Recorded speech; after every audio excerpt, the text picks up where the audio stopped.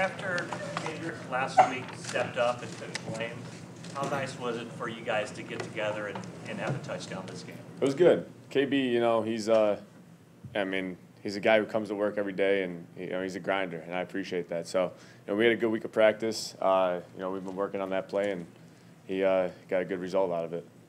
Jimmy, how you feeling? With all the sacks. I was just saying. Say it again. How are you feeling? You took a kind of bit of a beating in that pocket today. Yeah, I'm good. Normal bumps and bruises from the game and everything, but just got to work on getting the ball a little quicker. Help those guys out. Were most of those coverage sacks? There's a mix. I think I got to get the ball out faster though. Help those guys out, make it easy, get our offense into more of a rhythm, and just take what they're giving me type of thing. So. I thought the offensive line played great today. Mike stepping up like he did. He didn't practice all week, and then he comes out and had a hell of a game for us. So, it's those guys up front are battling, and I got to help them out. Jimmy, that interception that got called back, at what point did you realize there was a flag and that it was going to be the end? After the tackle. I had no idea. He had some miscommunication, and, had to go down there, and thankfully, there's a flag on it. Jimmy, Richard just said, win is a win, obviously, but he's coming away with this one feeling like it was a loss just based on the way the team executed. How do you view today's game, and what do you take away from it? Yeah, I think, Sherm has a great mindset, and it's a good thing. I was just talking to some of the guys, it's a different mindset than last year. Last year, if we got a win, we were happy with it. And now it's, you kind of progress as a team. And I think our guys are growing and learning like that. And so, when you have a chance like we had to, blow them out and take advantage of that stuff. We didn't, so it's just little things like that we need to clean up. What happened when you have a lead like that? Is there just a human element of maybe taking your foot off the gas, and how do you overcome it? Yeah, I think it just comes down to mental toughness. Having all the guys thinking the same way. Just when you get that opportunity, you have to take advantage of it. And so it's a lot of little things coming together. But you can't let human nature take over at that point. What happened on the interception that got called back? Could you just take us through that play?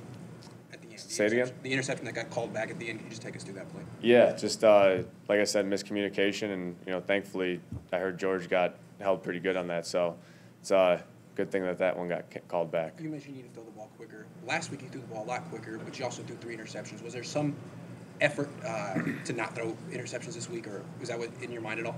No, it's always in your mind you don't want to throw interceptions, but yeah, I think there's a happy medium, and it's like everything with being a quarterback. It's about decision making and putting your team in the right spot to be successful. So it's a bunch of little things coming together. But I think overall, I think the skill position stepped up today, and the O-line played great. So I'm real happy with that. What were the emotions when you saw the flag? Very happy. Yeah, that was. I didn't see what happened on that with the flag and everything, but yeah, very happy. You were moving really quickly to make the tackle there, too. Yeah, going back to my linebacker days, I guess.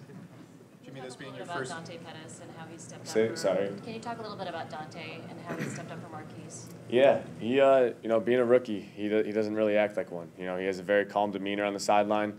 He's able to communicate what he saw and what you saw, and you kind of move on to the next series when you have a guy like that, and it makes my job a lot easier.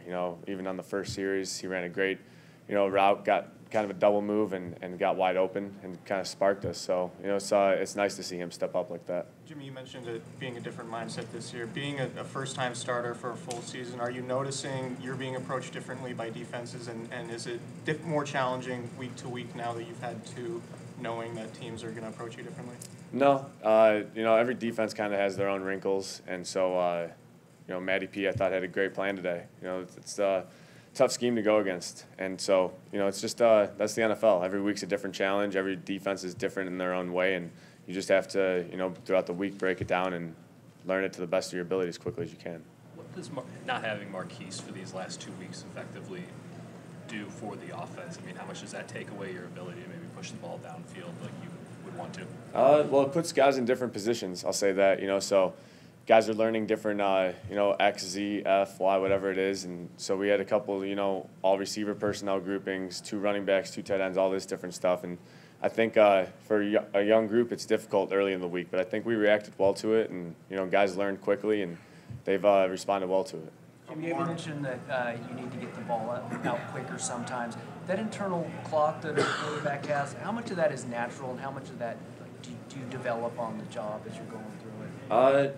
I think, you know, just over time you learn. That's a hard thing to describe because it's a subconscious thing that goes on. But, you know, I think I've done pretty well with it. It's just, you know, got to help the O-line out. I thought those guys were battling today, handled their games well up front, and picked up the blitzes. So, you know, it's a mix and match thing. And you know, they help me, so I have to help them.